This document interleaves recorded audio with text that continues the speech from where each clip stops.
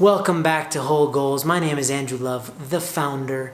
And here at Whole Goals, it's all about creating freedom in your mind, heart, body, and soul so that you can generate wholeness in every area of your life that you care about. In today's video, we're going to talk about an inspiration I got from Dr. Martin Luther King Jr. from a book that he wrote called The Strength to Love. In there's a concept called tenderheartedness and strong-mindedness.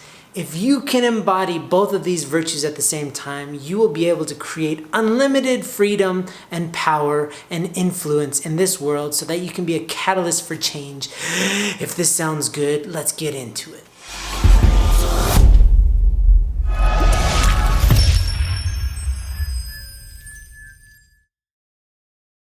All right, glad to see you in this video. And, between you and I, this is going to be a good video. I want you to stay tuned for the whole thing because this is a really important concept. It blew my mind when I read it.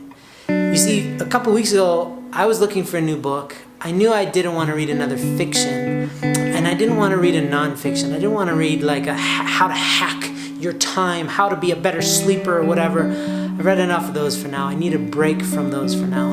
I needed something to really grab me, to really not inspire me. Inspiration is cheap. I wanted something to infuse me with life. And so I started looking in my bookshelf and I found a book that to this day, I don't know how it got there. My wife didn't put it there. I didn't put it there. It just kind of appeared. It's called The Strength to Change. It's by Dr./Reverend Martin Luther King Jr. And it's like a book that he wrote. I've listened to all of his speeches. I didn't, for some reason, know that he had written books. Call me ignorant. But for some reason, it appeared. So a lot of people, when they think about Dr. King, it's like he has nice quotes that you'll see on Instagram, or maybe you've heard some of his speeches. And so these are usually about race and about civil rights, and that was a huge part of his identity and what he fought for and what he ultimately died for. But that's not what drove him. If you really look at the body of his work, what he really breathed for and was striving for was for all of humanity to transcend our small differences and to realize our potential as children of God. Okay, and whether you're religious or not, hear me out. There's something magical that happens when we stop focusing on what we see with and what we experience with our 5 physical senses and start to relate with each other as divine beings. When I see you as breathing the same air as me, just that, we realize that we have both similar vested interests in creating healthy oxygen for everybody, not just our country, but guess what? Oxygen flows throughout the world. Bad air in China comes all the way to California within a matter of days. So we are all very much interconnected beings. But you cannot relate to that from your mind. Your mind doesn't really understand that, and it's not its job to comprehend that. That's an issue of the heart. So in this book, I was completely blown away. I literally almost fell off my chair. I was reading it and I was getting wobbly when I was reading it because I was like, how did I not know about this book? In the very beginning, it talks about these concepts of tenderheartedness and strong-mindedness. He was a religious man, but he was very critical of his people of his own faith. And he knew, and he would call people out all the time for being too easily prone to superstition and things of weak-minded people. You see, people who opted into fear, people who were easy to judge and blame and accuse rather than to accept responsibility, people who looked for problems rather than solutions. And so he knew that there's great value in being strong-minded. And if you look at the present state of our world, for the most part, if you're watching this video on YouTube and you're looking for motivation, you're looking for how to solve problems, it's usually about becoming strong-minded. You have people like Gary Vaynerchuk and Grant Cardone who are like, you gotta hustle, you gotta work hard, you gotta build your empire. And it's very external and it's very egotistical, ego-driven in the pursuit of creating an external empire. And it has nothing to do with your core purpose, which is love, which is the fact that all of our fate is connected. So in this book, which I really recommend you read, is not only the good side of being strong-minded, but also the bad side, the shortcomings of being strong-minded. You see, if you're only strong-minded but you lack heart, the chances are that you are going to become a very miserable person who's going to hurt people because you're not factoring in their humanity into your decisions. So in the pursuit of creating some great empire, let's say you're an entrepreneur, let's say you really want to build something of value in this world. Well, from the place of just being strong-minded, it means you gotta hustle. It means you gotta outwork your competitors. It means you gotta take them down. It's me versus them. And all of a sudden, your whole life becomes about creating this little tribe, about creating your little space in this world that becomes special to you. And you become very protective of this space. And you can see how this can create great outcomes like Thomas Edison, right? He was very strong-minded and he was able to really produce a lot of changes in this world. But unfortunately, somebody like Thomas Edison was not tender-hearted and he ruined many people's life. If you look at the smear campaign that he put into Nikola Tesla, who was an amazing inventor and who wanted to create equality in terms of he wanted to create free energy for everybody. He was a wild idealist. He got crushed by Edison. Edison was like, "Are you insane? That's not profitable, you idiot." And so he crushed him, and he did this to many people. He stole many people's patents. He was a relentless, hard-minded, tough-minded, strong-minded individual with very little empathetic abilities. So high IQ, low EQ. So obviously, to be strong-minded has helped to advance science, technology, politics in a certain direction.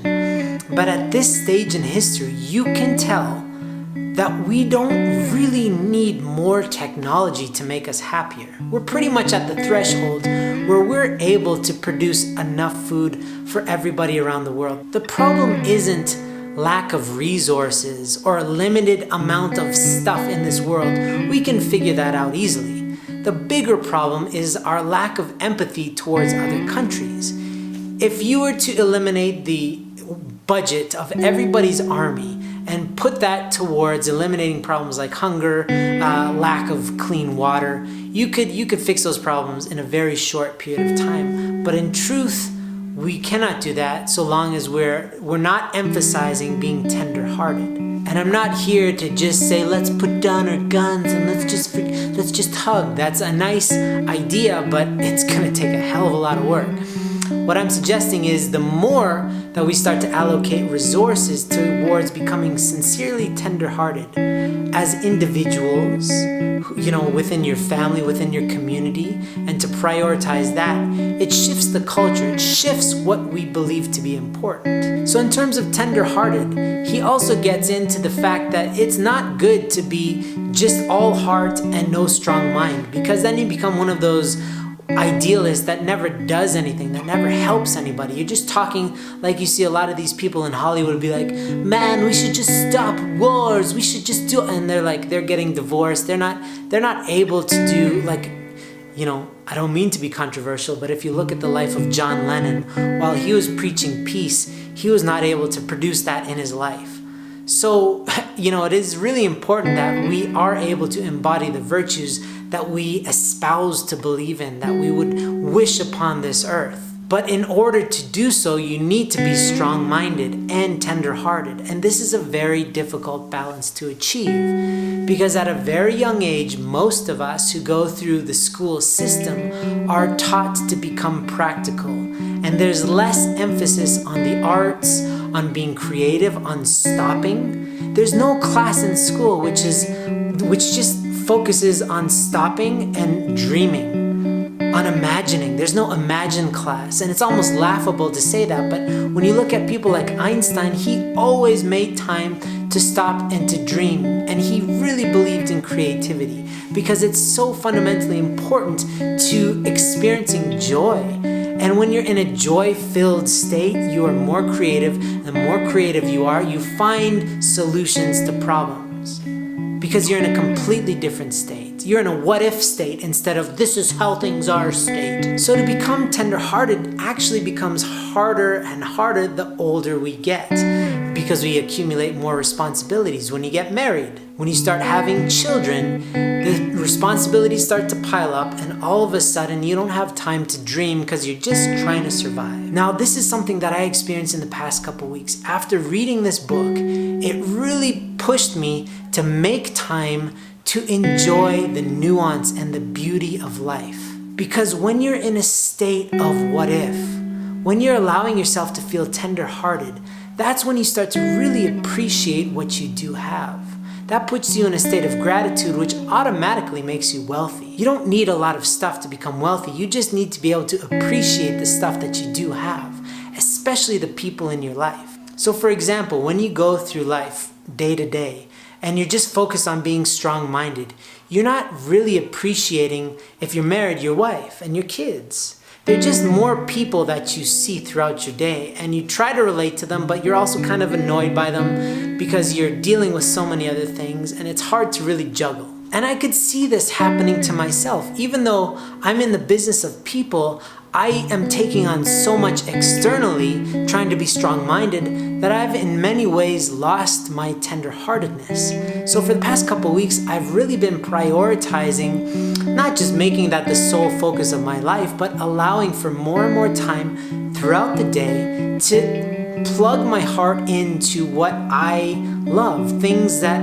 like art and culture, listening to music that really stimulates wonderment and like imagination and beauty. When you plug into beauty, it makes you see the world in a different way entirely. So this has been a magical experience for me, and I help a lot of people out. That's part of what I do, and I've been really promoting this, and it's been yielding a lot of great results. And that is, it can be as simple as before you go home from work. Let's say you work at a job, an office or whatever, and then you come back home. The tendency is, I need to go back, I need to take care of my family. So you go straight from work into your house, and then it's off to family man. You take off your work hat and you put on your family man hat. And in between, there's just commute and kind of stress. So you're bringing that entire day back home with you, and you're in a way it's almost impossible to fully enjoy your family because you're in a state of stress. So one amazing tip that I have for you is, at the very least, before you go into your house, take 10 minutes. If you drive home from work, sit in your car. Just listen to some nice music and breathe. Take it all in. Take in the sky. If it's a rainy day, take in the rain. And just enjoy the splendor of life for at least 10 minutes. If you take public transit, then sit on a bench. Watch people pass by. Wish them well. Put yourself in a different state of mind, and then go home and watch how much your experience of your family changes. Now that's bare minimum. If you can, try to infuse moments throughout your day where you stop and you breathe and you allow yourself to be tender-hearted towards your coworkers, towards the people that you're meeting in restaurants or in public transit or other people driving next to you. Instead of seeing yourself as separate, try to connect to them and empathize with them. See them how God sees them, or how the universe sees them, or whatever you call. Just like try to see them not just from your own eyes, but from a vantage point higher than yours. The more that you prioritize that in your life, it's like putting delicious spices on your food that brings out the flavors of life, that allows you to really enjoy it. It's not just functional food, just eating so that you can have proteins and vitamins or whatever. No, it's enjoying it. It's the mastery of the blending of flavors. That's what life could be, but we need to be able to both be strong in our minds and tender in our hearts. Now there's a lot more to it, and I really advise you, if you have the time, to listen to the book, if it's on audiobook, I don't know if it is, or to find this book. I've got this original form. It's printed a long time ago. Anyway, it's an old print. It's an amazing read, but most importantly, it's prioritizing the internal rather than the external. The external is very important, but it's a hollow body without the internal. Without the love, without the power, without the meaning, the external is as good as dead. So I hope this video helped. As always, please, I'm very interested in your comments. I'd love for you to test this out. Let me know what the results are. If you like this video, please press the like button. Please subscribe if you want more of these videos. And please let me know if there's something else you'd love for me to talk about. Take care.